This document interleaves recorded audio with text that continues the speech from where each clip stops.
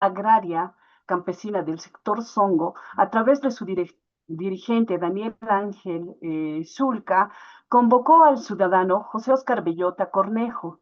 Esto con la finalidad de poder poner fin a un conflicto que la comunidad venía sosteniendo con esta persona desde la gestión más o menos 2001.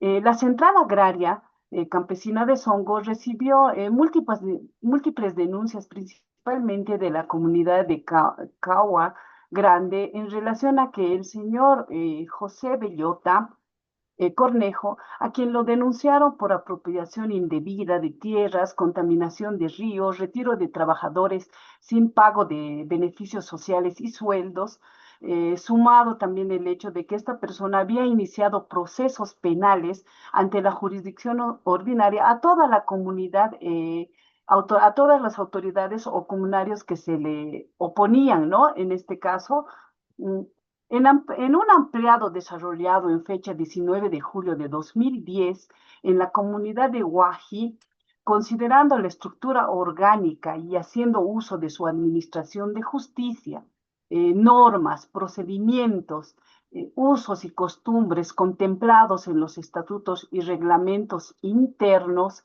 de las comunidades de Songo, subcentrales y central agraria, emitieron un voto resolutivo de fecha 19 de julio de 2010, resolviendo la expulsión y desalojo del señor Cornejo, del señor Bellota Cornejo, ¿no? Frente a ello, el señor Bellota Cornejo presentó una querella penal contra las autoridades de la Central Agraria Campesina del sector Songo por la presunta comisión de los delitos de robo agravado, daño calificado, asociación delictuosa, allanamiento de domicilio, amenazas, entre otros, ¿no?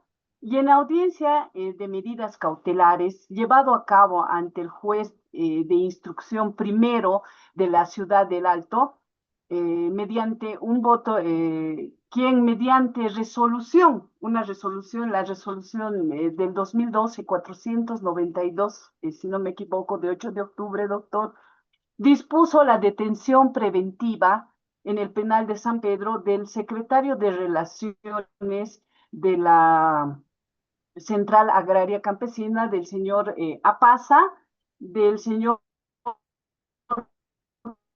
Poma, el secretario de Justicia Comunario, todos estos de la comunidad de Songo. Al respecto, las autoridades originarias, a través de sus abogados, hicieron Central Agraria de Songo, planteando una excepción de competencia y solicitando se decline el proceso a la jurisdicción indígena originaria de Songo. Sin embargo, expresando que la ley del deslinde jurisdiccional aún no contaría con una reglamentación o un decreto que indique cómo sería esa declinatoria de competencia, ¿no? Sin considerar el referido juez que los mismos serían competentes para resolver conflictos existentes en la comunidad. Con relación a los antecedentes procesales suscitados ante el juez primero de instrucción penal en el Alto, el juez primero de instrucción penal del Alto, por informe que presentado a la presidencia del Tribunal Departamental de La Paz, alegó que no corresponder la solicitud presentada de declinatoria por la justicia indígena originaria campesina por la GIOC de Songo en virtud de lo establecido en el artículo 42 del Código Procedimiento Penal, norma que hace referencia a que la justicia penal eh, le corresponde el conocimiento exclusivo de todos los delitos, así como la ejecución de sus resoluciones, y que la jurisdicción penal es irrenunciable e indelegable, siendo inviables las excepciones que habrían citado, ¿no?, las autoridades de Songo. Asimismo, sostuvo que el artículo 54 de la Ley Adjetiva Penal establece la competencia de los jueces de instrucción penal, haciendo referencia de igual manera al artículo 115 de la Constitución Política del Estado, que señala que toda persona será protegida oportuna y efectivamente por los jueces y tribunales en ejercicio de sus derechos e intereses. Sobre los fundamentos jurídicos aplicados por el Tribunal Constitucional para resolver el conflicto de competencias jurisdiccionales, tenemos el control plural de constitucionalidad en el ámbito competencial. Este fundamento hace referencia al hecho de que el Tribunal Constitucional Plurinacional es la instancia encargada de ejercer un control constitucional de competencias entre las distintas jurisdicciones. Para comprender este fundamento jurídico, es necesario considerar el artículo primero de la Constitución Política del Estado, la cual señala, voy a hacer una cita textual, doctor, que Bolivia es un Estado unitario, social de derecho, plurinacional, comunitario, cuyas bases fundamentales son la pluralidad y el pluralismo político, económico, jurídico, cultural y lingüístico. Con ese antecedente debemos considerar que nuestra Constitución diseña un pluralismo jurídico igualitario conforme así lo establece su artículo 179, correspondiendo al Tribunal Constitucional Plurinacional ejercer el control plural de constitucionalidad.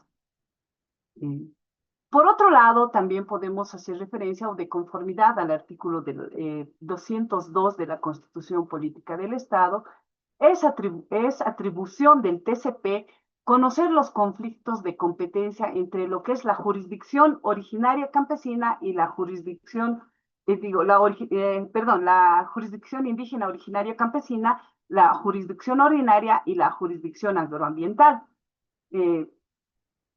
Habiendo advertido de este fundamento jurídico que el conflicto de competencias entre jurisdicciones, entre las que se encuentra la jurisdicción indígena originaria campesina, tendría su fundamento en el principio de igualdad jerárquica, ¿no?, de jurisdicciones que se encuentra previsto en el artículo 179 de la Constitución Política del Estado.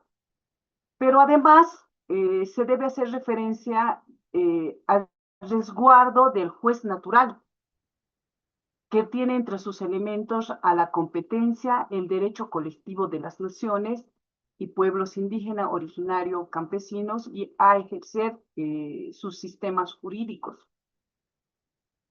Es así, doctor, que la competencia de las autoridades resulta que ser determinante para un debido proceso, de manera que si una determinada controversia es resuelta o sometida a una autoridad que no tendría competencia, la consecuencia inmediata sería la franca vulneración del debido proceso, y en el caso de las naciones y pueblos indígenas originarios campesinos, se les negaría el derecho de ejercer sus sistemas jurídicos. Por lo tanto, a partir de la normativa citada por el Tribunal Constitucional Plurinacional, se tiene la obligación de asumir el control competencial de constitucionalidad. Asimismo, podemos hacer referencia al pluralismo jurídico diseñado en la Constitución Política del Estado, ¿no? Este fundamento jurídico está referido al hecho de que la Constitución Política del Estado reconoce, como ya lo habíamos manifestado, la pluralidad de jurisdicciones, como es la jurisdicción indígena, originario campesina, y la jurisdicción agroambiental y la jurisdicción ordinaria, la misma que se hace referencia en el artículo primero de la Constitución Política del Estado. También se puede hacer referencia que está establecida en el artículo segundo de la Constitución Política del Estado, que a su letra dice, voy a dar lectura, doctor, garantiza su libre determinación de las NEPIOC en el marco de la unidad del Estado, que consiste en su derecho a la autonomía, al autogobierno, a su cultura, al reconocimiento de sus instituciones y a la consolidación de sus entidades territoriales conforme a esta Constitución y la ley.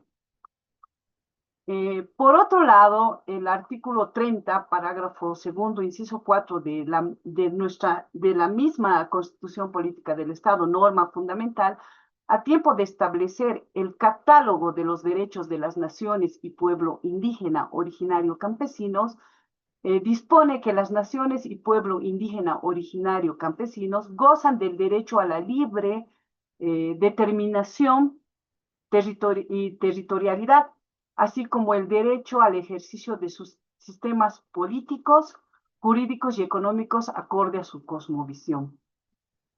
Así también podemos hacer referencia al convenio 169 de la Organización Internacional del Trabajo, que reconoce el ejercicio de los derechos de los pueblos y naciones indígenas. En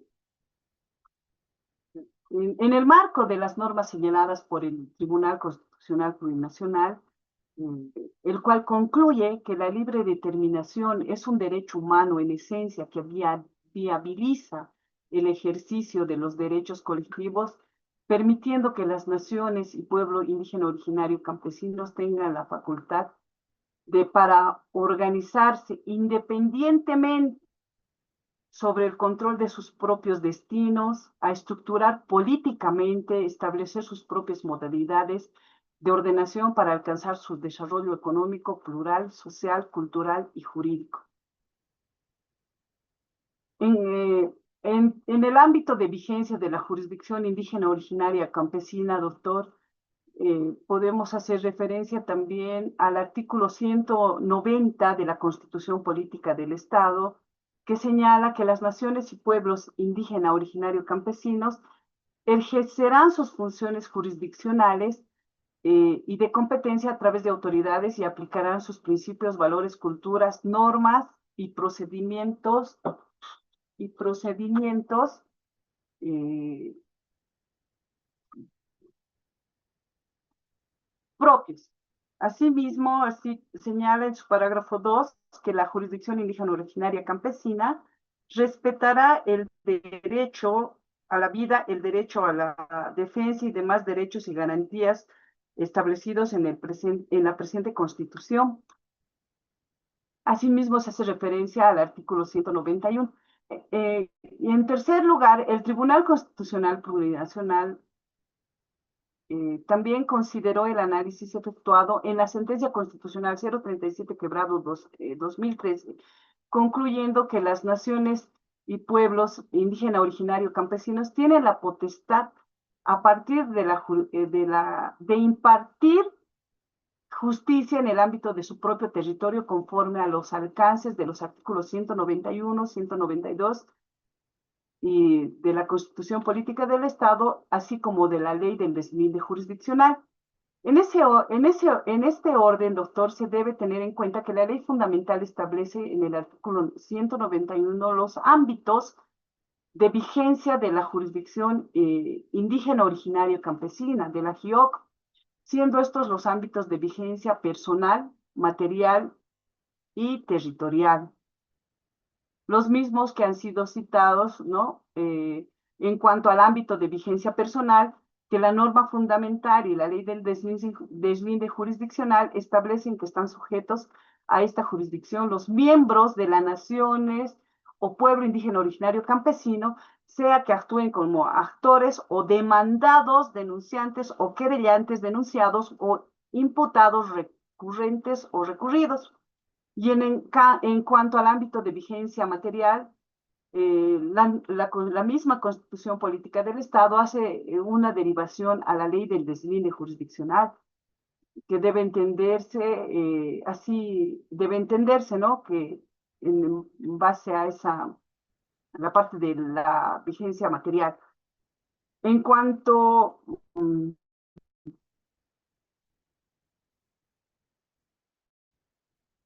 que la jurisdicción indígena originaria y campesinos que siempre han resuelto y que considera atenientes independientemente y deben ser considerados leves o graves penales o civiles por el derecho estatal. Finalmente, cabe hacer referencia al ámbito territorial respecto del cual la norma suprema determina que esta jurisdicción se aplica a las relaciones y hechos jurídicos que se realizan o cuyo efectos se producen dentro de la jurisdicción de un pueblo indígena originario campesino. Esto importa tener competencia sobre los hechos que ocurren dentro de dicho territorio, ¿no? Al respecto también se ha hecho referencia a la sentencia constitucional 0698 que sobre el ámbito de vigencia territorial sostuvo que la jurisdicción indígena tiene competencia respecto a hechos, situaciones o relaciones jurídicas que se dan dentro del ámbito territorial de los pueblos indígenas originarios campesinos, lo cual supone que la jurisdicción indígena y su derecho son los que rigen, ¿no?, dentro del espacio territorial del pueblo indígena originario que se trata. Son esos tres fundamentos jurídicos que han empleado el TCP para resolver el conflicto competencial suscitado en este caso por jurisdicción indígena y, y la, y la jurisdicción ordinaria. Entonces, ya mi compañera, la doctora Uribe, no sé si nos permite, doctor, no sé si... Gracias, doctora Arellano. Tenemos un poco su conexión, creo que no está tan bien, pero bueno, le hemos escuchado atentamente. Gracias. Adelante, doctora Uribe. Buenas noches, doctor. Bueno, Buenas noches, compañeros.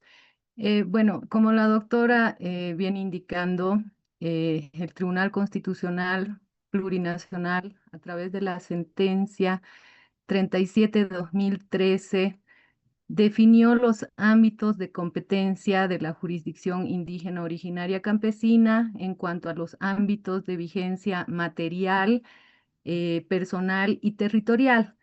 Este precedente ha sido asumido por la sentencia constitucional que nos tocó analizar, que es la 874-2014, la que se configura como una sentencia moduladora. Conforme a este razonamiento de la sentencia 37-2013, la jurisdicción indígena originaria campesina con relación a la imposición de sanciones a personas indígenas nos muestra que en el ámbito de vigencia personal, a una persona que no es indígena es aplicado cuando éste tiene compromisos asumidos con la comunidad que lo hacen parte y son susceptibles de administración de justicia. Entonces, esta sentencia constitucional 874-2014, sentencia moduladora, en su ratio decidendi, extiende el análisis de los ámbitos de competencia a los supuestos en los cuales estén vinculados con decisiones emergentes de consultas de autoridades de las naciones y pueblos indígenas en relación a la aplicación de sus normas, aspecto que además para el caso concreto fue determinante, ya que los ámbitos competenciales para definir la competencia de la jurisdicción indígena originaria campesina de Songo fueron desarrollados a la luz de la Declaración Constitucional Plurinacional 6-2013, y asimismo esta sentencia de análisis debe ser entendida en el contexto de la sentencia constitucional 6-2013 y la 6-2000, ¿cómo es? La 698-2013. En cuanto a la ratio decidendi de la sentencia que tenemos que entender en contexto 6-2013, el Tribunal Constitucional ha precisado que los conflictos jurisdiccionales de competencia serán de competencia de la GIOC cuando cumplan los siguientes criterios. En cuanto al ámbito personal de vigencia en relación a las personas que no son miembros de la nación, pero que voluntariamente, de manera expresa o tácitamente se han sometido a dicha jurisdicción, por ejemplo, cuando han ocupado sus territorios ancestrales. Luego explica asimismo esta sentencia 6/2013 el ámbito de vigencia territorial y el ámbito de vigencia material. En la vigencia territorial se señala que tiene que ser un hecho cometido en el territorio ancestral o que se refiera a hechos cometidos fuera del espacio físico que puedan afectar la cohesión social, como podría ser, por ejemplo, en el caso de que una autoridad en representación del pueblo indígena originario campesino o exista un desvío de poder respecto a esa representación. También se cumpliría con el ámbito de vigencia material cuando lo inhibido a la jurisdicción indígena originario campesino sea resultado de una interpretación de la Constitución Política del Estado, donde se busque proteger un bien jurídico nacional o internacional de acuerdo a las particularidades del caso concreto. En cuanto a la declaración, bueno, en realidad, no obstante que en este presente caso existió la consulta que realizaron las autoridades de Songo, ya entrados en el conflicto, consultaron y obtuvieron la Declaración Constitucional Plurinacional 6/2013. Eh, eh, Pese a que existía ya la declaración constitucional, se iniciaron procesos penales en contra de las autoridades y los comunarios que estaban resolviendo el conflicto, motivo por el cual fue que se puso en conocimiento del Tribunal Constitucional y fue resuelto mediante la sentencia constitucional 874/2014. Sentencia en la que el Tribunal Constitucional reiteró los razonamientos contenidos en esta Declaración Constitucional Plurinacional y declaró competente a la jurisdicción indígena originaria campesina de Songo. La ratio decidendi de la sentencia 874/2014 establece que considerando las pautas de interpretación plural relacionadas con la cosmovisión, las prácticas de justicia ampliamente desarrolladas por la Unidad de Descolonización, se tiene en Songo que excepcionalmente administran justicia con relación a personas que no son miembros de la comunidad, cuando el hecho que genera el conflicto haya ocurrido en el territorio de su jurisdicción. Eso fue sometido a consulta y formó parte de la razón de la decisión que ha sido la sentencia 874 que resolvió el conflicto. Asimismo, la ratio decidendi establece que cuando se trata de personas que cuentan con terrenos en sus comunidades, elementos que en el presente caso ha quedado demostrado, toda vez que José Óscar Bellota Cornejo ocupa terrenos de la comunidad de Cagua Grande, comunidad afiliada al sector de Songo, incluso ha llegado a afiliarse por periodos temporales al sindicato de la comunidad de Cagua Grande. Por otro lado, se tiene que los querellados son miembros y en algunos casos autoridades de las comunidades de Songo, aspecto que demuestra la aplicabilidad en el ámbito personal de vigencia de Songo. Hemos transcrito la ratio decidendi de la sentencia 874. Y finalmente, la decisión es el por tanto de la sentencia constitucional que declara competente a las autoridades indígenas originarios campesinos de la jurisdicción indígena originario campesina de Songo para conocer y resolver el asunto planteado a través de sus instancias y sus procedimientos propios. Asimismo, dispone que el juez primero de instrucción en lo penal que conoció el proceso se inhiba del conocimiento y remita los antecedentes a las autoridades que conocieron el conflicto, que en este caso fue la Central Agraria Campesina del sector de Songo y la Federación Departamental Única de Trabajadores. Finalmente se ordena retomar el diálogo por parte de las autoridades indígenas originarios campesinas, la Central Agraria Campesina de Songo y la Federación, y la resolución final del conflicto con Óscar Bellota. de manera que se retorne la armonía y el equilibrio a las comunidades de Songo. Asimismo, se debe informar en el plazo de 3 meses al Tribunal Constitucional, sin perjuicio de las visitas que pueda ordenar a través de su unidad de descolonización. Y finalmente, se ordena remitir una copia del fallo a efecto de realizar un seguimiento correspondiente al diálogo intracultural ordenado en esta sentencia. Eso sería la ratio decidendi y la decisión, doctor, de la sentencia 874. Por favor, el doctor Quispe. Perfecto, adelante, por favor. Gracias, doctor. Bueno, a modo de concluir la exposición que se tiene, es preciso hacer mención a las conclusiones a las que hemos arribado como grupo tras un debate que se ha tenido entre todos los participantes el día de ayer, ¿no? Entre ello podemos afirmar que el tribunal ha reconocido la validez de la jurisdicción indígena originaria campesina en este caso, afirmando lo siguiente, ¿no? Primero, que la comunidad de Songo ha actuado conforme a sus normas, procedimientos, usos, costumbres, y que la expulsión de Bellota Cornejo ha sido una decisión legítima dentro de su estructura orgánica normativa interna, ¿no?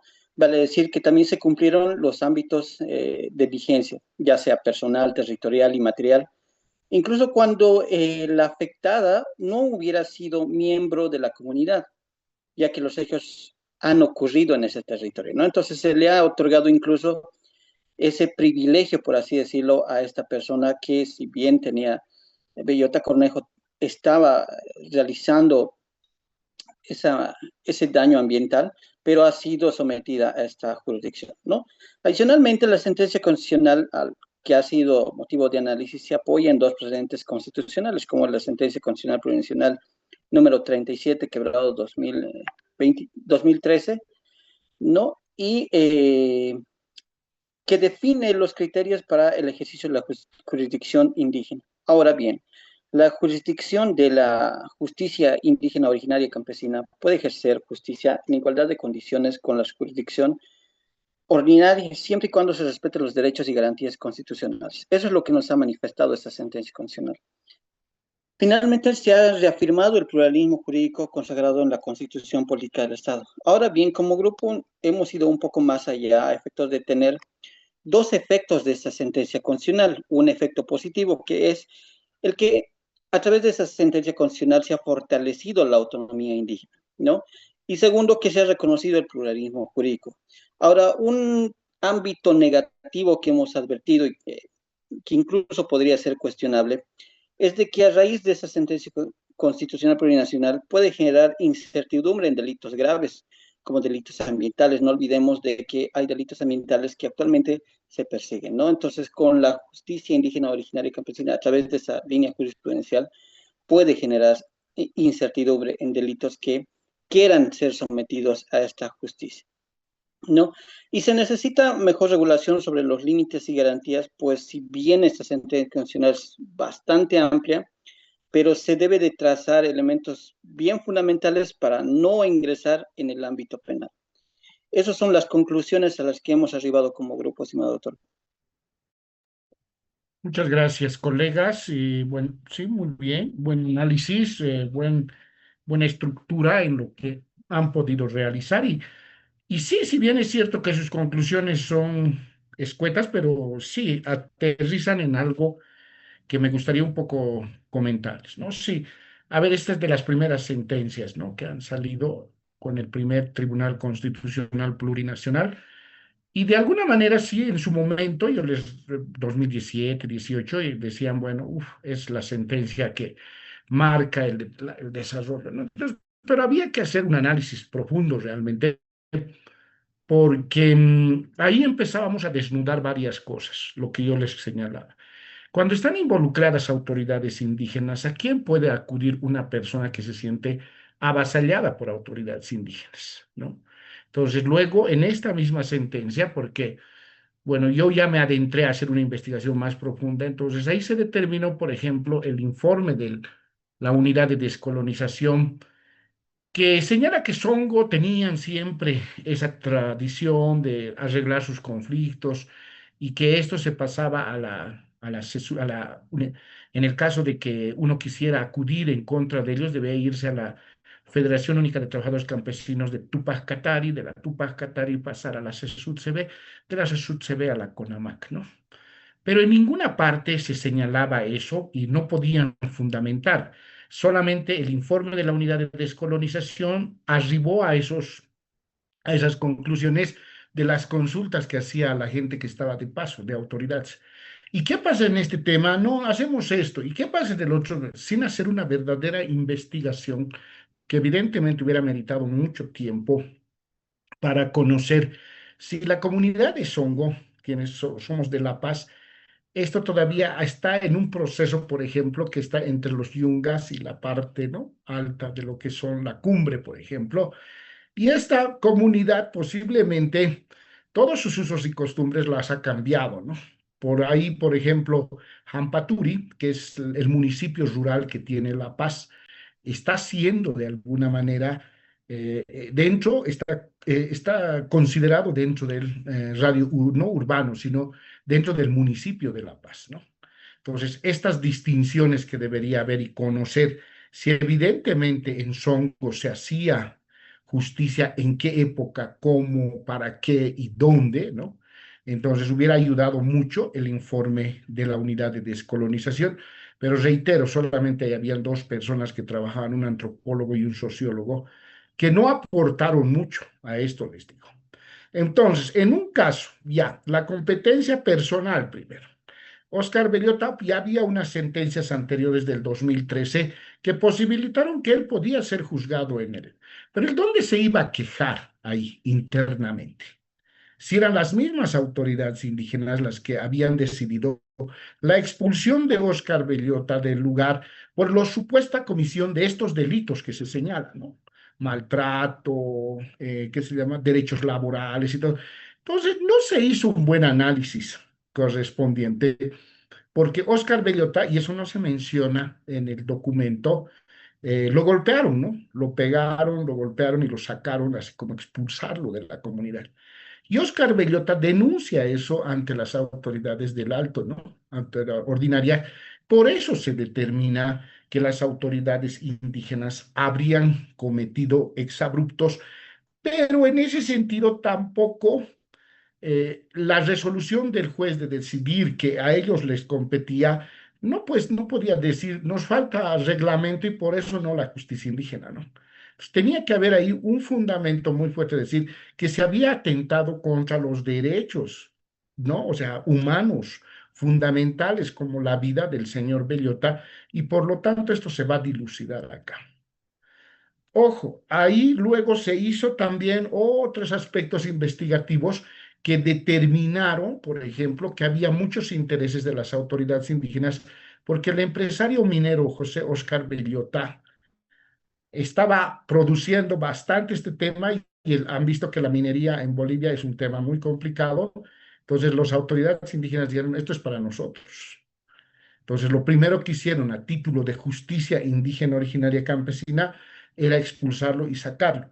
Porque otra cosa hubiera sido la decisión, si ellos analizaban, de la expulsión de Oscar Bellota, además del cierre de las minas, el desmantelamiento que él tenía que un tiempo de sacar y todo aquello, y no solamente decir te vas y sales y listo, pare de contar y ahí se queda.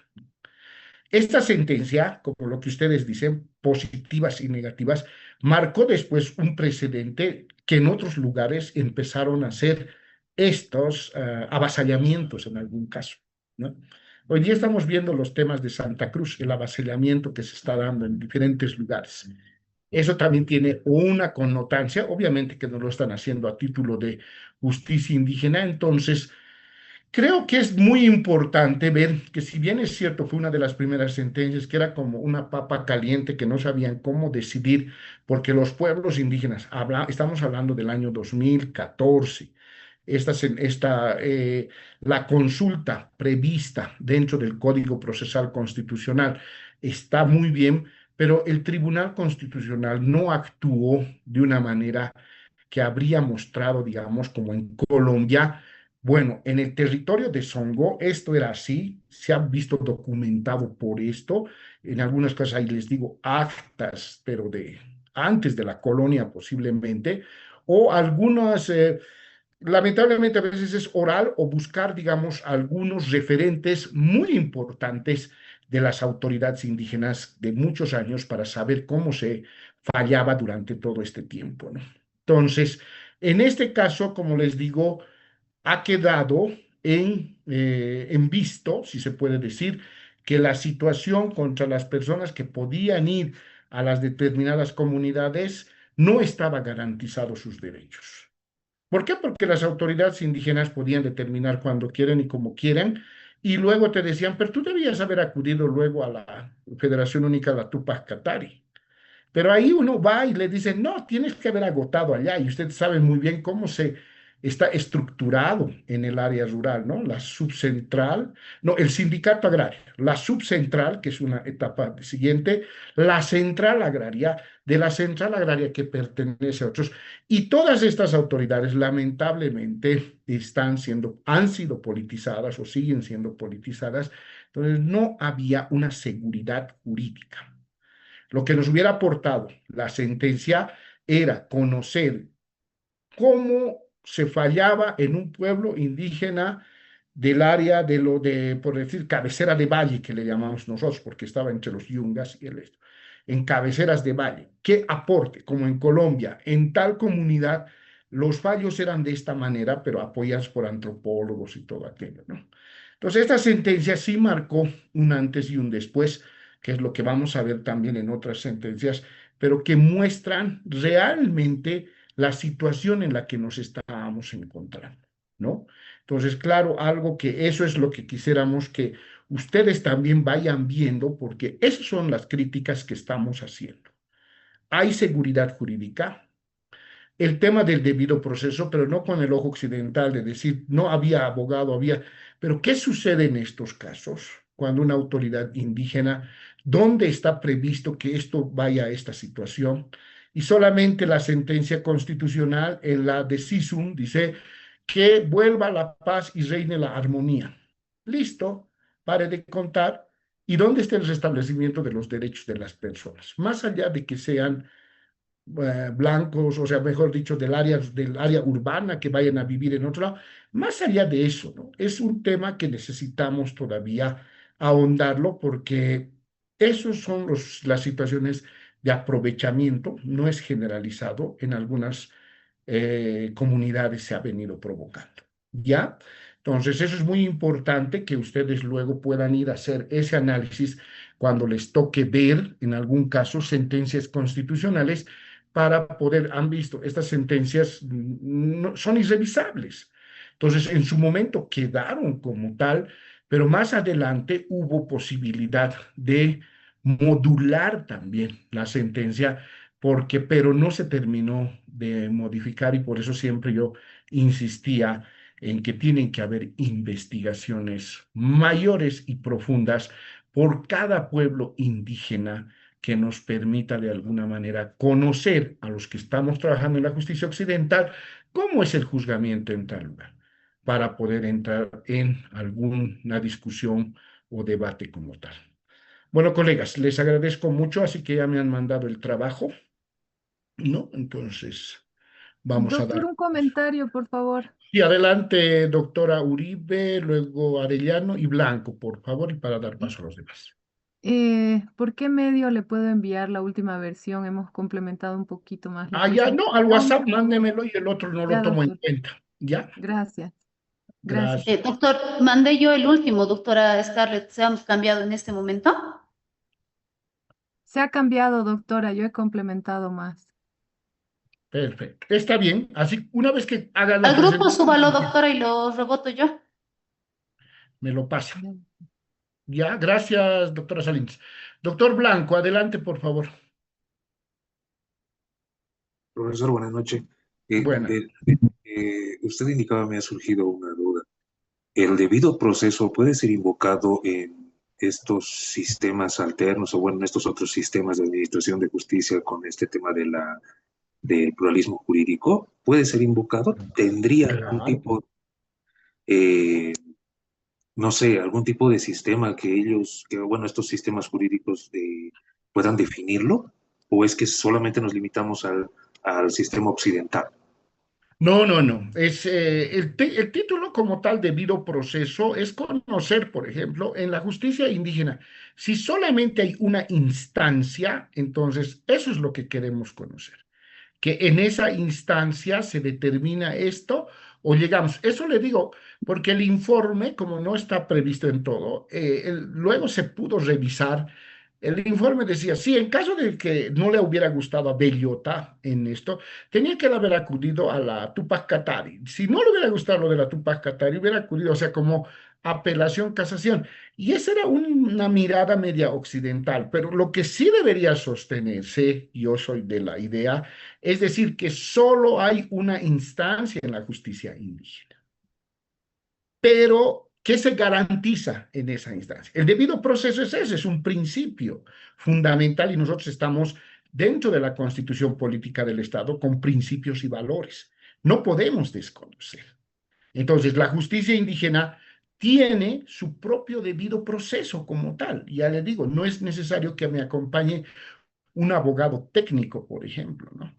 Yo puedo hacer mi propia defensa o en el caso de demostrar con pruebas, por ejemplo, ¿no? O testigos.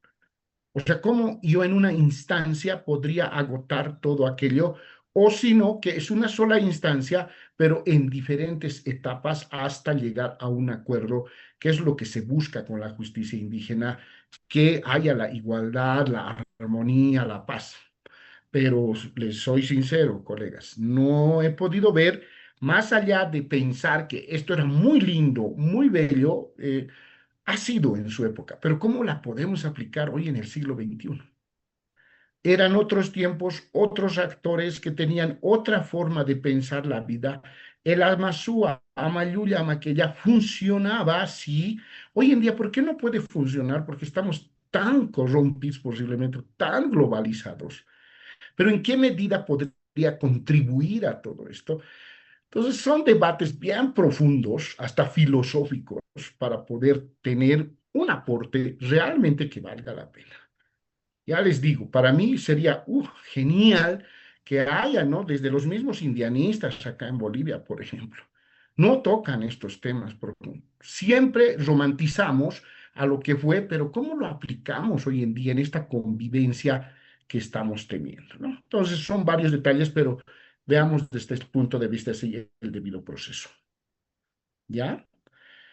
Gracias, doctor Blanco. Doctor Arellano, y ya damos paso al otro grupo, por favor. Gracias, doctor. Sí, era una manera de acotar, ¿no? Con relación a la exposición. No sé si me escucha, doctor.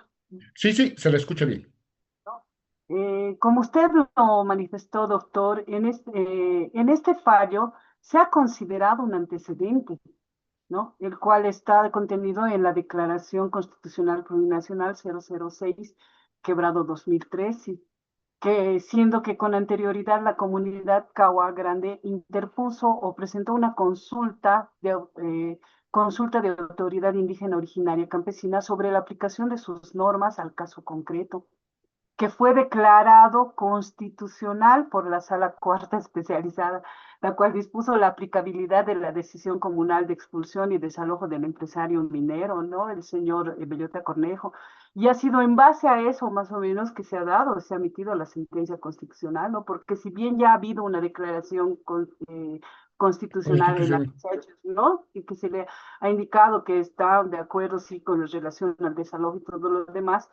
Aún así, el señor ha presentado la situación de la demanda en el proceso en la vía ordinaria, doctor. Entonces, eso a manera de acotar, ¿no? Que lo habríamos visto No, como... no, totalmente de acuerdo, pero ¿quién le dice que esa declaración constitucional era realmente constitucional?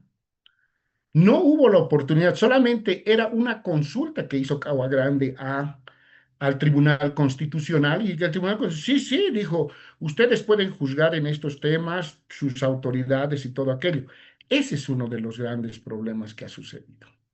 Entonces, eso es lo que quisiéramos, por favor, que tengamos muy en claro, que ustedes mismos han debido poder en la misma práctica el ver, hay sentencias constitucionales que realmente no merecen la pena ni tocarlas, o a veces también analizarlas para no cometer el mismo error que se está haciendo. Entonces, la declaración constitucional, perfecto, de que sí es que con las competencias ustedes pueden juzgar, pero aquí tienen matices, matices muy grandes, porque cómo lo mandaron a Bellota, porque hasta lesiones hay certificados de impedimento que le dieron a Bellota, porque lo sacaron así exabruptamente, ¿no? Entonces, hay muchos detalles que todavía tenemos que analizarlos, ¿no? ¿Ya? Muy bien, colegas, vamos a seguir analizando. Este es el grupo, ¿cuál es el grupo que se me ha adelantado?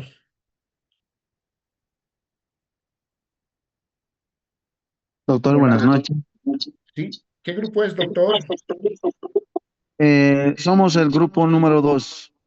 Perfecto, ya, muy bien, porque el grupo número 2, vamos a hoy día, creo que por el tema del hora va a ser el grupo número 2, pero antes de irnos vamos a dar la consigna para mañana. Adelante, grupo 2, por favor.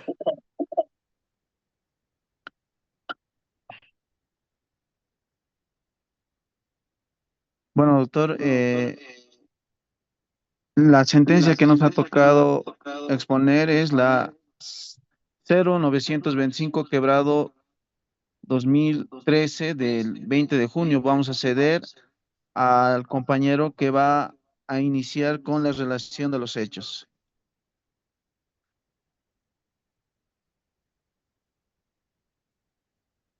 Compañero, tiene la palabra.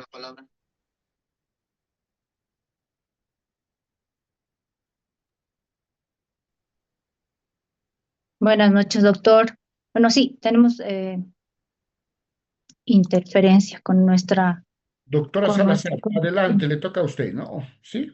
Gracias, doctor. Sí, bueno, nuestra resolución, o más bien la sentencia constitucional que hemos estado analizando el día de ayer, tiene que ver sobre la competencia de jurisdicción eh, y no tiene que ver solamente con la competencia, si es viable la jurisdicción originaria y campesina o la jurisdicción ordinaria. Tiene que ver con delitos también, doctor. Nuestro caso trata del señor Condori, Salomón Condori, que ha sido una persona bueno, tenemos, al final nosotros, también quiero adelantarme para decirle que nosotros no tenemos posiciones divididas en el grupo, pero la mayoría está de acuerdo con la sentencia constitucional que hemos analizado ayer. En relación a esto, tenemos que el señor Salomón Condori es la persona que ha denunciado los delitos penales sobre avasallamiento, sobre el tema de que no se le está dejando, no se le estuviera permitiendo hacer cosechas y todo lo que tenga referencia a sus propiedades por herencia de su abuelo. Entonces, esta persona acude a la comunidad y la comunidad pues le hace saber, y también es parte de un acta, de un acuerdo en la comunidad en el que le hacen saber que sí se va a considerar que él participe en la comunidad, pero no del todo, de todas las hectáreas que le hubieran pertenecido por calidad de herencia, en este caso por sucesión hereditaria, sino más bien porque le están reconociendo para que pueda proceder a sus siembras, a sus cosechas, con uno de sus hijos. Eso es lo que le dicen los de la comunidad y le permiten.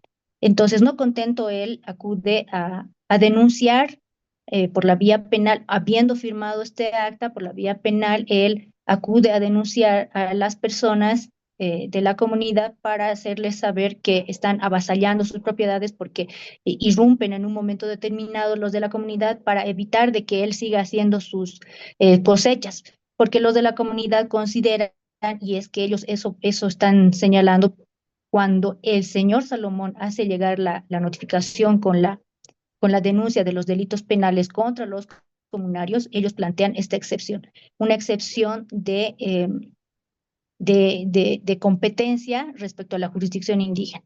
Ellos están pidiendo, los comunarios, que se repliegue, que se pueda expresar, o más bien se pueda dirimir en este caso la justicia ordinaria, y se puede remitir a la jurisdicción indígena originario campesina para que ellos sean los que puedan dirimir y resolver este problema. Sin embargo, tenemos estos antecedentes de que incluso el señor Salomón Condori ha sido parte de del acta que han firmado, que han conciliado, se han considerado, digamos, dentro de la comunidad. Esos son nuestros antecedentes, de hecho, doctor. Adelante, ¿quién sigue, por favor?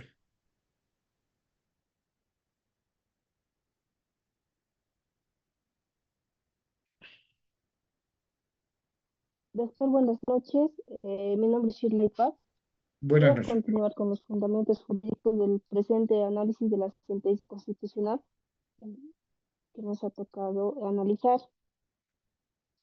Se tiene conforme a los antecedentes de la sentencia que en cuanto al pluralismo jurídico y el Estado plurinacional, que básicamente se encuentra inmerso en lo que establece la Constitución Política del Estado, en los artículos 1, 178, 190 y 192, que, que reconoce a Bolivia como un Estado unitario, social, de derecho plurinacional comunitario, fundado en el pluralismo jurídico, lo que da a establecer de que la aplicabilidad del presente caso es básicamente un conflicto de competencias entre la justicia ordinaria y la justicia indígena originaria campesina. Se tiene también como otra normativa que también establece que en cuanto a la aplicabilidad de la justicia indígena originaria campesina debe cumplir con 3 ámbitos. El primero se refiere básicamente al ámbito personal, donde se establece que las partes involucradas dentro del presente caso son miembros de la comunidad que pertenecen al territorio de Capac Amaya del departamento de Oruro. Otro ámbito es el ámbito material, donde se verifica que el conflicto es un asunto de naturaleza comunal, toda vez que la denuncia versa sobre que se hubieran ingresado una propiedad privada. Sin embargo, se tiene antecedentes que son tierras comunales, es decir, que pertenecen a toda la comunidad, por lo cual no existiría este avasallamiento o estos delitos que han presentado ante la justicia ordinaria. Se tiene también como ámbito territorial la aplicabilidad, ¿no?, del territorio que está dentro de la competencia del INRA, como la titulación colectiva que es otorgada por el INRA. También se tiene otro punto que se ha analizado, que es la propiedad comunal, en cuanto establece que, conforme a lo que estipula el artículo 394 de la Constitución Política del Estado, que establece que la redistribución interna de tierras es competencia exclusiva de las autoridades comunales, de acuerdo a sus normas de uso y costumbre propias del pueblo indígena originario campesino. Es decir, en el presente caso, ha fallado que la competencia pertenece a la justicia indígena originaria campesina, toda vez que se ha evidenciado de que los terrenos son comunales y no de una propiedad privada individual. Así también se tiene el convenio 169 y la Declaración de las Naciones Unidas. En el artículo 8.2 de este convenio, así también el artículo 4 de la Declaración de la ONU sobre los derechos de los pueblos indígenas. Eso sería, doctor, en cuanto a la fundamentación jurídica.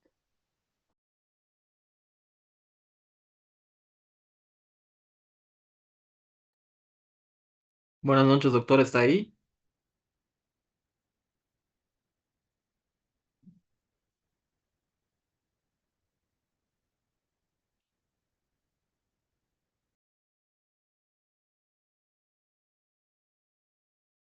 O yo nomás tuve ese problema. Están ahí, ¿no? Eh, eh, eh,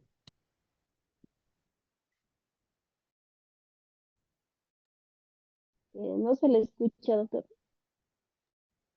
No se le logra oír, doctor.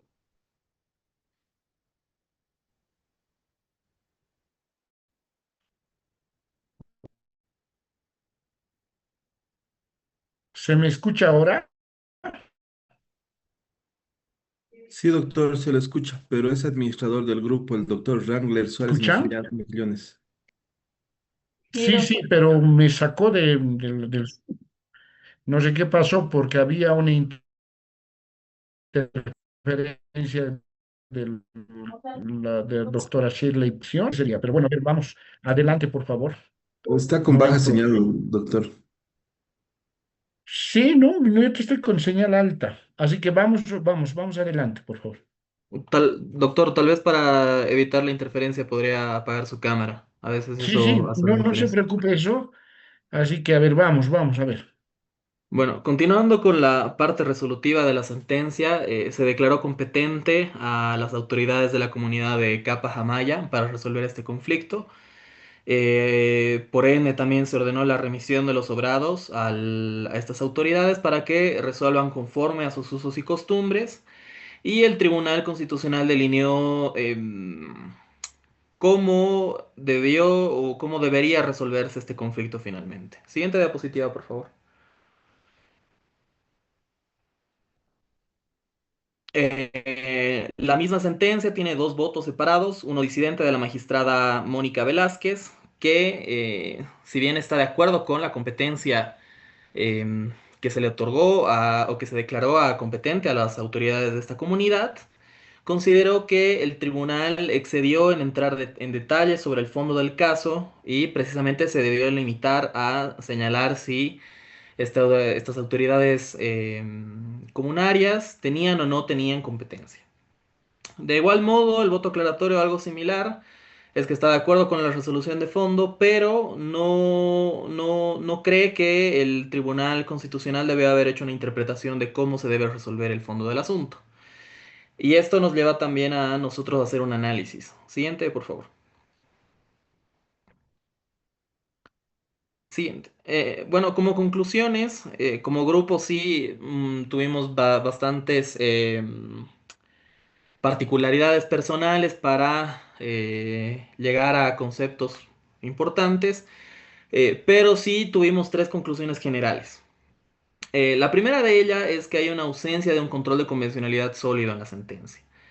El control de convencionalidad como de triple dimensión, como principio, derecho y garantía, obliga a los tribunales nacionales a verificar la compatibilidad de las normas internas con los estándares interamericanos. Y por ende estos estándares deben ser coherentes con las decisiones judiciales, en este caso del Tribunal Constitucional. Y esto nos lleva al segundo punto, ¿no? Que si bien se señaló el convenio 169 que Bolivia ha ratificado de manera muy superficial, debió aplicarse directamente porque el convenio permite o establece que los derechos de los pueblos indígenas se puede resolver o establece este derecho de estos pueblos indígenas a resolver sus propios conflictos sobre tierras y territorios. Y esto sin duda habría mejorado los lineamientos que hubiera tenido la sentencia.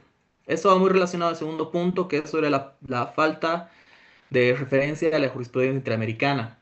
Hay casos bastante interesantes que incluso los hemos llevado con usted, doctor. Por ejemplo, el caso de Yaqui Asha, el párrafo 154 que establece que la garantía del derecho de la propiedad comunitaria tiene que tomar en cuenta que la tierra está estrechamente relacionada con las tradiciones, expresiones orales, costumbres, lenguas, artes, rituales, conocimientos en general, ¿no es cierto? Y esta integración de esta naturaleza y de la historia de estos pueblos, de estas comunidades indígenas, se transmiten de generación en generación. Y en el mismo sentido hay otros precedentes que están replicados, por ejemplo, en Saramaca versus Surinam, el caso de la comunidad indígena de Sayo Yahama versus Paraguay también, que hubieran sido importantes para fundamentar el caso. Justamente del caso de Saramaca, El párrafo 102 establece que los estados tienen el deber de reconocer el derecho a la propiedad de los miembros de estos pueblos en el marco de un sistema colectivo de propiedad y a establecer los mecanismos necesarios para hacerlos efectivos en el nivel interno. Y esta fundamentación sólida hubiera sido interesante para alinear la sentencia con los estándares internacionales. Finalmente, la otra conclusión general a la que hemos arribado como grupo es precisamente sobre sobre un exceso resolutivo, ¿no? Tanto como expresaron los votos disidente como aclaratorio de las dos magistradas que acabo de explicar. Acá hubo prima facie, digamos, una intervención del tribunal más allá de lo necesario para resolver este conflicto de competencias. No haber dictado, mejor dicho, el tribunal no debió haber dictado instrucciones sobre el fondo del conflicto, porque de cierto modo igual se está invadiendo la autonomía de la jurisdicción indígena, ¿no?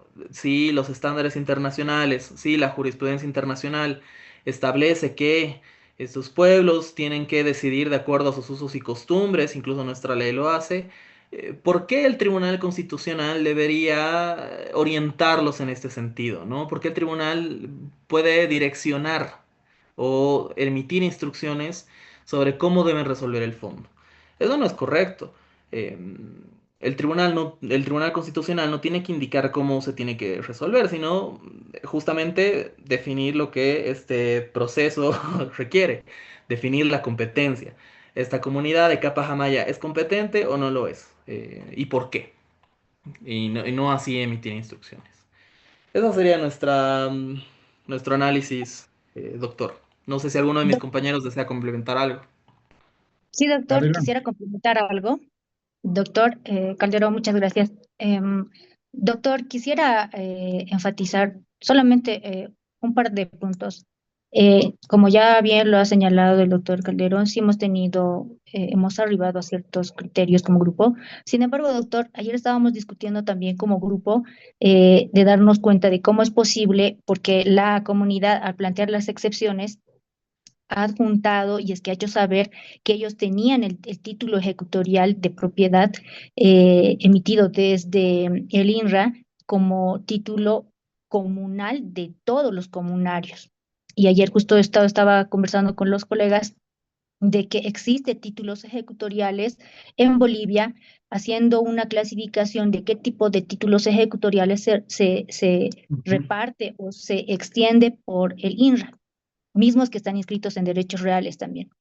Entonces, tengo entendido que esto repercute también a la hora de cómo es que se tiene que considerar si estos terrenos, cuando los comunarios han planteado las excepciones, dijeron que ellos tenían título ejecutorial de esos terrenos que estaba reclamando el señor Salomón, que pertenecían a toda la comunidad. Sin embargo, él también tenía título ejecutorial, según él, de su abuelo, herencia de su abuelo, que le estaba reclamando, porque se consideraba heredero. Por consecuencia, estaba pidiendo que se le reconozca también, que le dejen, porque da a entender de que tuviera él derechos por sucesión hereditaria.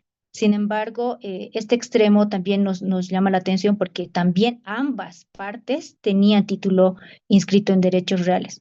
Ahora, sobre ese aspecto, doctor, sabemos bien nosotros, tenemos conocimiento, porque usted también nos ha expresado aquello en clases, de que no se aplica la sucesión hereditaria como tal en las comunidades, sino se le designa, se le reconoce a aquel que hace uso del suelo, hace su función social y hace obviamente la vida orgánica dentro de las comunidades. Entonces, es aquella situación que nos llama poderosamente la atención. Ahora, otro detalle que también estaba yo discutiendo ayer con los colegas era el hecho de que el señor Salomón incluso ha regresado del extranjero. Yo considero que él no es parte y no es alguien a quien se pueda considerar comunario de la comunidad, es alguien que se puede identificar con ellos, sino simplemente es alguien que tiene raíces por sucesión, se puede decir, por descendencia que tiene raíces de la comunidad, más no se podría considerar como comunario. Eso a criterio mío, doctor, y no he estado de acuerdo en su totalidad con esta sentencia constitucional, por eso es que teníamos ayer esas discrepancias en el grupo. Algo muy sano, no es algo que también hayamos discutido en el sentido de que eso tendría que ser reversible también. Esos detalles también, doctor. No, muchas gracias, doctora Salazar. No es importante, ¿no? Es siempre tener esas contradicciones porque entre ustedes mismos se pueden aclarar, complementar y tomar definiciones, ¿no? En este caso, han visto el anterior caso, era un caso de La Paz. En este caso es un lugar de Oruro, ¿no? Y sí, realmente este es un territorio bien ancestral, porque forma de la marca, ay, no me acuerdo si es marca Totora, creo. Es un caso de Capajamaya donde realmente se hubiera obtenido pues una mayor información, un mayor aporte en los fundamentos, sobre todo, de la forma de juzgamiento. En este caso era daño calificado, por lo cual este Saturnino, ¿no? El Salomón, mejor dicho, los ha denunciado a las autoridades o a los comunarios allá. Pero ¿cómo las autoridades podrían haber fallado en un tema que sobre daño calificado? Me parece interesante que hubiéramos podido también conocer, porque si antes ellos tomaban en cuenta todas estas situaciones, hoy le llamamos daño calificado, pero para ellos podría haber sido cómo se nombraba, digamos, esa forma de delito que en algún caso han debido fallar, ¿no? Y eso lo digo porque también me ha tocado ver una tesis, como les decía, de los Hachacarangas, creo que me tocó ver, sí. Entonces, y en este caso pude ver algunos pueblos de Oruro que sí mantienen, digamos, una tradición súper importante e interesante. Que hubiera marcado un antes y un después también, porque son decisiones que más allá simplemente decir que tienen competencia, para eso no es solamente hacer un análisis material, territorial y el personal, listo, pare de contar.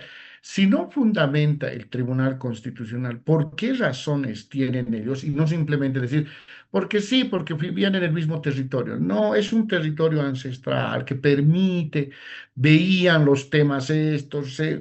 Entonces, hasta con las citas mismas, ¿no? De en qué se basan las investigaciones estas y que en el caso de Oruro y Potosí sí hay, digamos, elementos muy fuertes por este tema. Y lo que usted dice, doctora Salazar, lo que el otro día nos hablaba el doctor Caiguara, ¿no? O sea, que viene gente desde la Argentina a hacer el cargo posiblemente, ¿no? Para no perder esa relación que tienen con la tierra. Entonces, en esos casos, ¿cómo podríamos manejarlos? Por eso les decía, es una cosa ver en el plano anterior, donde todo era maravilloso, estaba bien marcado lo que es lo occidental con lo rural, posiblemente, pero ¿qué sucede hoy en día en este sincretismo que tenemos, en esa interculturalidad que tenemos, ¿no? ¿Hasta qué punto algunos o algunas pueden aprovecharse de este tema o algunas tienen que respetar también este tema, ¿no? Entonces, no, por eso les digo, no es un tema bien fácil, o sea, no es un tema que se pueda determinar simplemente con una decisión. Y ahí, por ejemplo, el Tribunal Constitucional tenía que tener esa capacidad de analizar. Por eso una cosa es tener la capacidad técnica de decir es constitucional o no es constitucional. Otra cosa también es saber el contexto que nos rodea como tal. Entonces, esas siempre han sido mis críticas al Tribunal Constitucional, que de los magistrados podrían tener 10.000 doctorados, podría ser todo, pero si no conoces la realidad, que tiene que ser una combinación también, una combinación súper. Ahora, obviamente no vamos a encontrar un todólogos, pero sí deberíamos reforzar una unidad de descolonización, como le llaman ellos, con un equipo realmente de expertos investigadores, así como Colombia con la Raquel Irigoyen. La Raquel Irigoyen es una tipa que es una antropóloga que realmente hace un análisis profundo sobre los pueblos indígenas en Colombia y aporta y dice, aquí en la comunidad de los Paez, por ejemplo, lo que habíamos visto, esa sentencia, es así la forma como falla. Entonces, eso hubiera dado unas luces importantes. Sí, son de las sentencias que estaba viendo con el ámbito del plural jurídico. Nótese que hay diferencia entre todos los lugares y así nos vamos a ver también en otras sentencias de lugares de tierras bajas y de tierras altas también. Conocemos todo, ¿no? Entonces, los mayores casos que se presentan, han podido ver, son de territorios indígenas, de tierra y territorio. Y es lo que decía la doctora Salazar, por ejemplo, ambos tenían la misma titulación. La titulación de tierras ha ayudado a ordenar o en algún caso ha ayudado a desordenar, ¿no? Entonces es una crítica que yo me la tengo todavía ahí, porque, por ejemplo, como les digo, yo acá, cerca de la ciudad de La Paz, que es el municipio de Mecapaca, que va a entrar dentro de la metropolitización, ha entrado el INRA, ¿no? Pero el INRA entró y empezó a dividir. Yo, por ejemplo, tengo mi terreno con documentos civiles, por ejemplo, porque en ese lugar nunca llegó la reforma agraria, porque no eran haciendas, eran territorios propios de los comunarios que vivían allá. En la reforma agraria, eso se les entregó la tierra, ¿no?, a los campesinos. Allá no llegó.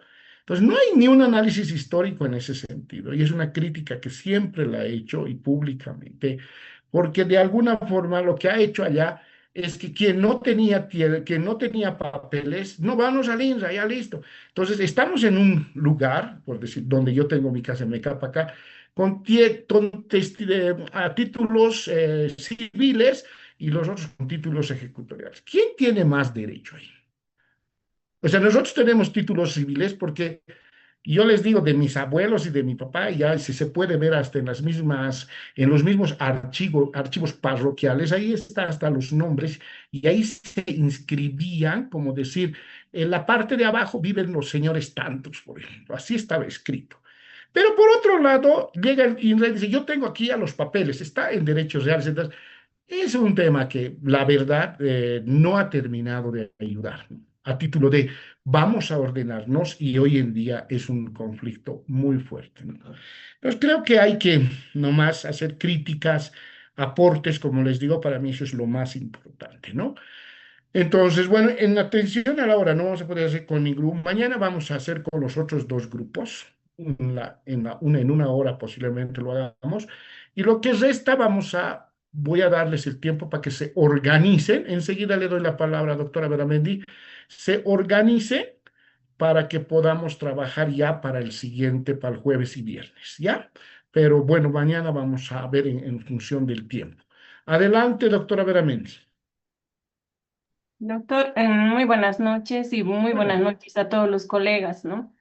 Tal vez respecto a la exposición que hicieron nuestros colegas, el grupo 2, me permito hacer alguna aclaración al respecto. Estos títulos, por ejemplo, emitidos por el INRA, no son registrados en derechos reales, ¿no? Estos procesos terminan con el título ejecutorial, que es el documento que acredita el derecho de la propiedad agraria, ¿no?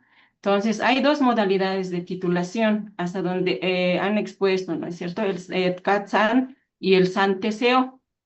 Entonces, evidentemente, se ha dado títulos individuales después de después de 1952, 53, la reforma agraria, cuando decían la tierra es de quien lo trabaja. Entonces, muchos han obtenido estos títulos, ¿no? Títulos individuales. No obstante, cuando inició el proceso de saneamiento de las TCOs, ¿no? Igualmente, en algunas TCOs, evidentemente se han encontrado propiedades individuales ya saneadas, digamos, ante el anterior consejo del INRA, ¿no? Consejo, ahorita no recuerdo, de reforma agraria. Consejo Nacional. Entonces, sí, ¿no? Entonces había. Pero sin embargo, estos propietarios, no sé si es el caso, estos propietarios que los tenían años y años atrás, digamos, ya saneados sus títulos de sus tierras, en algunos casos no cumplieron con la función social, porque el INRA al momento de sanear tiene pues un procedimiento ya marcado, ¿no? El inicio, por ejemplo, de verificación de las tierras, en ese proceso ingresan en situ, ¿no? Verifican si en la TCO existe alguna otra propiedad o un tercero que reclame ese derecho, ¿no? Y verifican, hacen la mensura y todo eso, la medición, ¿no? Entran brigadas del INRA. Si no hay alguien que lo reclame en esa etapa del procedimiento de saneamiento, entonces, además, el siguiente paso es que sacan una campaña pública, digamos, publican en un medio de alcance, dependiendo, digamos, de alcance local, alcance departamental, indicando que este proceso, esta TCO está siendo saneada, ¿no? Y no recuerdo muy bien en plazo, pero lo publica. Entonces, no sé si es una o dos veces, hacen la publicación. Si no hay nadie que lo reclame y posterior a la emisión del título ejecutorial, se aproxima a alguien y dicen, ha vulnerado o se han sobrepuesto sobre mi derecho propietario, yo tengo el título, no obstante, ya se ha emitido el título ejecutorial, ¿no? Pienso y creo que ha pasado eso, ¿no? Dependiendo de la exposición que hicieron los colegas, ¿no? Eso sería una aclaración, doctor. Gracias. No, gracias, doctora Beramendi. Justo estoy viendo ahorita documentos que tengo. Sí se inscriben en derechos reales las propiedades individuales, o exigen además. Además que hay que pagar impuestos, ¿no? O sea, tiene todo o sea, en teoría parecería súper interesante el tema de la oposición, porque es un procedimiento. Yo he hecho varias oposiciones, por ejemplo. ¿Por qué? Porque el INSA ha entrado y directamente ha dicho, vamos a sanear los territorios. Que ha habido aprovechamiento de varios comunarios en decir, ahora aprovechamos que este lugar más va a ser para nosotros. Lo digo con una crítica con conocimiento sobre lo que ha sucedido. Y posteriormente yo me he opuesto indicando, pues un ratito, señores, hasta impuestos se está pagando de ese sector. Y ahí el INRA dijo, perfecto, frente a la oposición, entonces no se va a tocar. Pero ya han emitido el título ejecutorial. Entonces yo le digo, o sea, es algo que tenemos que volver a revisar, ver.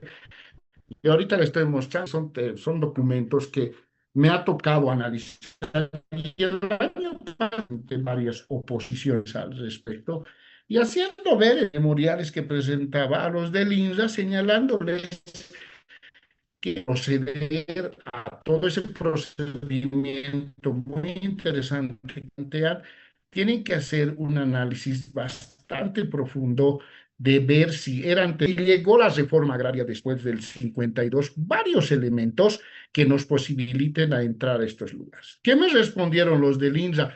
Sí, pero tenemos que darles los títulos a todos y todas.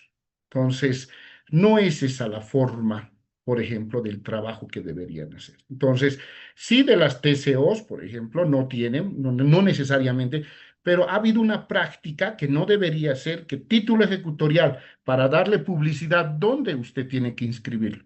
En un caso de un título civil, cuando usted compra algo, si compra algo y ya lo he comprado, ya lo hemos registrado en derechos reales, no, ante el notario ya lo hemos protocolizado, con eso cree que ya se ha cambiado, digamos, no, hay que darle publicidad, ¿no ve? Y la publicidad se hace ante derechos reales.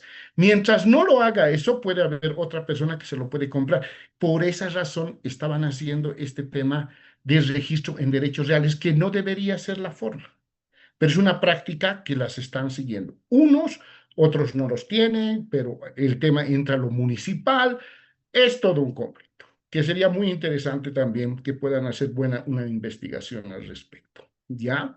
Solamente un poco para ir aclarando estos aspectos, o si tiene alguien que nos pueda contribuir, le cedo el micrófono. Doctor, tal vez al Doctor, respecto. ¿nos podría Sí, la aclarar? doctora Beramendi. Sí, perdón, doctor. Evidentemente, eso es cierto, doctor. Hay muchos, en realidad, cerca a lo que es el área urbana, hay muchos terrenos que ya tienen su título individual. No obstante, si bien son reconocidos, ante el INRA sigue habiendo esa discusión, ¿no es cierto? Porque no ha habido la ampliación de la mancha urbana hasta ese sector. Entonces, lo que se pide que la instancia competente, que en este caso serían los gobiernos municipales, los gobiernos autónomos municipales, hagan el trámite correspondiente, porque estas tierras ya no son agrarias. En realidad ya han sido ocupados, digamos, es decir, incluso ya son, en algunos casos, en el Alto de La Paz, por ejemplo, ya son sectores comerciales, pero siguen siendo considerados agrarios. Pero la entidad competente, ¿quiénes tendrían que iniciar el proceso? para y perfeccionar el derecho propietario y realmente, digamos, darle esa seguridad jurídica, es la instancia competente, es el gobierno autónomo municipal, que a través de Así. una ley tienen que hacer el trámite correspondiente para ampliar la mancha urbana, ¿no? Y ser incorporados en lo que es para que sea incorporados en el registro de derechos reales, ¿no? Eso Sí. solamente para aclaración, doctor, sí. No, totalmente de acuerdo. Hay un conflicto igual que me tocó asistir al tema de impuestos entre el Alto y Achocalla, por ejemplo, ¿no? Rural, no rural, es todo un lío, ¿no? Pero sí, hay que seguir aportando. Doctora Salazar, usted quería complementar y con eso culminamos. Doctor, gracias. Solamente quería preguntarle, no sé si usted nos puede aclarar. Tengo entendido, porque no estoy muy segura de aquello, tengo entendido de que y el INRA, al momento de haber hecho los saneamientos, como ya lo hemos dicho, está inscrito en derechos reales, ha hecho diferentes tipos de saneamiento en el que se ha realizado como una clasificación de las tierras comunales. Tenía entendido, por eso le decía, si usted nos podría aclarar, de que hay tierras comunales, pero comunales, y el INRA lo ha saneado, ha otorgado los títulos ejecutoriales a la comunidad en su totalidad de ciertas hectáreas, que tengo entendido son los que están muy prontos a la frontera, que la comunidad en sí tiene hectáreas inmensas, pero que el título ejecutorial ha sido emitido para la comunidad. Por consecuencia, no tiene individualización de los comunarios internamente, solo que ellos han hecho una individualización, una repartición de ciertos terrenos de donde están ocupando, sin embargo, el título es general para ellos.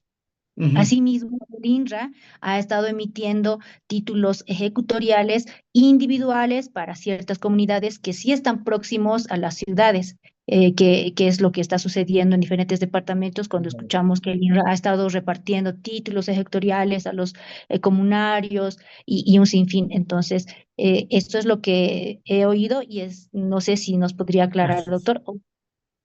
Eso, No por es favor. lo que usted señala, es que realmente hay un tema de un procedimiento que podría parecer que estaba siendo muy bien aplicado, ¿no? Pero mientras más alejado hay las tierras comunitarias, ¿no? De origen, las titulaciones de la comunidad. Y por otro lado, lo que decía la doctora Beramendi también, ¿no? Que ahí todavía falta, ¿no? Pero ¿cuál es la atribución misma del INRA en estos casos? Ya son tierras individuales, hay todavía unas nebulosas que posiblemente vamos a seguirlo viendo con los otros casos porque son muchos de tierra y territorio. Y ahí tal vez creo que había un colega que trabaja en el INRA, nos va a poder aclarar. Ya voy a ver quién es, lo voy a revisar. Así que, por favor, para poder complementarnos, porque bueno, quienes trabajan mejor allá posiblemente nos ayuden mucho. ¿Ya? Entonces, gracias, doctora Salazar. Así que, bueno, por hoy cerramos. Ya me han enviado los dos trabajos. El día de